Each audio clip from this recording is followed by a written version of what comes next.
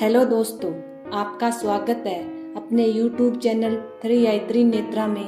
Video शुरू करने से पहले प्लीज़ वीडियो लाइक करना, शेयर करना और चैनल सब्सक्राइब करना। Thank you. सुख करता दुख हरता भगवान श्री गणेश की जय हो। वैशाख मास की संकष्टी गणेश चतुर्थी का महात्म्य। एक बार माता पार्वती जी ने भगवान श्री गणेश जी से पूछा, वैशाख माह के कृष्ण पक्ष को आने वाली संकट चतुर्थी को किस नाम से जाना जाता है और उसका क्या विधान है एवं उस दिन कौन सा भोजन ग्रहण करना चाहिए। तब भगवान श्री गणेश जी ने उत्तर दिया, हे माता, वैशाख कृष्ण चतुर्थी के दिन वक्रतुंड नामक गणेश की पूजा करनी चाहिए तथा भोजन में कमलगट्टे का हलवा बनाना चाहिए। हे जननी, द्वापर युग में राजा युधिष्ठिर ने इस प्रश्न को पूछा था और इसके उत्तर में भगवान श्री कृष्ण ने कहा था, मैं उसी इतिहास का वर्णन करता हूँ, आप श्रद्धा युक्त होकर सुने। भगवान श्री कृष्ण बोले, हे राजन, इस कल्याणदात्री चतुर्थी का व्रत जिसने किया है और उसे जो फल प्राप्त हुआ है, मैं उसे ही तुमसे कहता हूँ। प्राचीन काल में एक रतिदेव नामक प्रतापी राजा हुए। जिस प्रकार आग तरण समूहों को जला डालती है, उसी प्रकार वे अपने शत्रुओं के विनाशक थे। उनकी मित्रता यम, कुबेर, इंद्र आदि देवों से थी। उन्हीं के राज्य में धर्मकेतु नामक एक श्रेष्ठ ब्राह्मण रहते थे। उनके दो स्त्रियां थीं, एक का नाम सुशीला और दूसरी का नाम चंचला था। सुशीला नित्य ही कोई न कोई व्रत किया करती थी, फलत उसने अपने शरीर को दुर्बल बना डाला। इसी विपरीत चंचला कभी कोई व्रत उपवास आदि न करके भरपेट भोजन करती थी। इधर सुशीला को सुंदर लक्षणों वाली एक कन्या हुई और उधर चंचला को पुत्र रत्न की प्राप्ति हुई। यह देखकर चंचला बार बार सुशीला को ताना मारने लगी, अरे सुशीला, तूने इतना व्रत उपवास करके भी शरीर को जर्जर बना डाला, फिर भी एक कर्षकाय कन्या को जन्म दिया। मुझे देख, मैं कभी व्रत आदि के चक्कर में न पड़कर हष्ट पुष्ट बनी हुई हूँ और वैसे ही बालक को जन्म दिया है। सुशीला को चंचला की बातें हृदय में चुभने लगी। वह पतिव्रता विधिवत भगवान गणेश जी की उपासना करने लगी।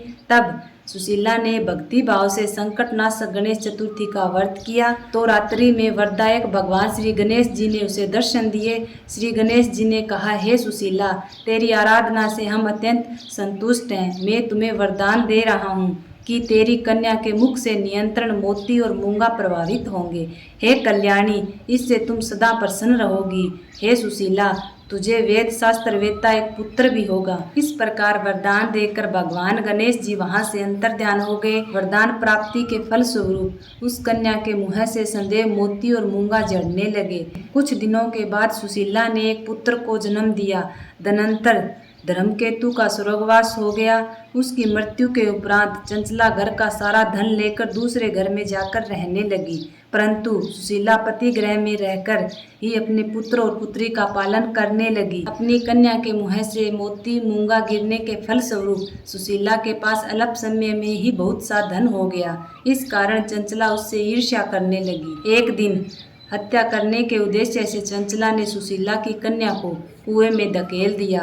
उस कुएं में भगवान गणेश जी ने उसकी रक्षा की और वह बालिका सकुशल अपनी माता के पास लौट आई। उस बालिका को जीवित देखकर चंचला के मन में ग्लानि हो उठी। वह सोचने लगी कि जिसकी रक्षा ईश्वर करता है उसे कौन मार सकता है। इधर सुशीला अपनी पुत्री को पुण्य प्राप्त कर प्रसन्न हुई।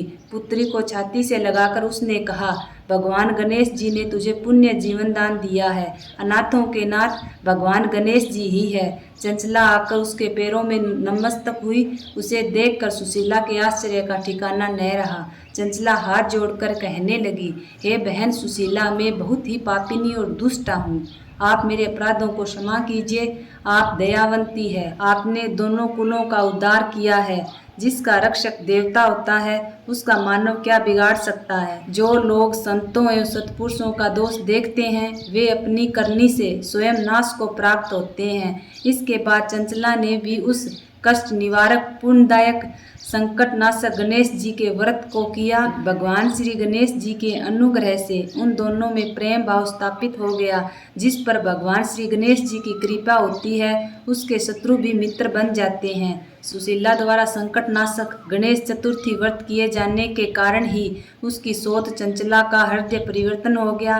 पूर्व काल का पूरा वृत्तांत आपको सुना दिया। इस लोक में इससे श्रेष्ठ विघ्न विनायक कोई दूसरा व्रत नहीं है। भगवान श्री कृष्ण जी कहने लगे कि हे धर्मराज, आप भी विधि पूर्वक गणेश जी का व्रत कीजिए। इसके करने से आपके शत्रुओं का नाश होगा तथा आपके अष्ट सिद्धियां और नवनिधियां आपके सामने करबद्ध होकर खड़ी रहेगी। हे धर्मपरायण युधिष्ठिर, आप अपने भाइयों, धर्मपत्नी और माता के सहित इस व्रत को कीजिए। इससे थोड़े समय में ही आप अपने राज्य को प्राप्त कर लेंगे। बोलिए गणेश भगवान की जय हो। बोलिए गौरी पुत्र गणेश की जय हो।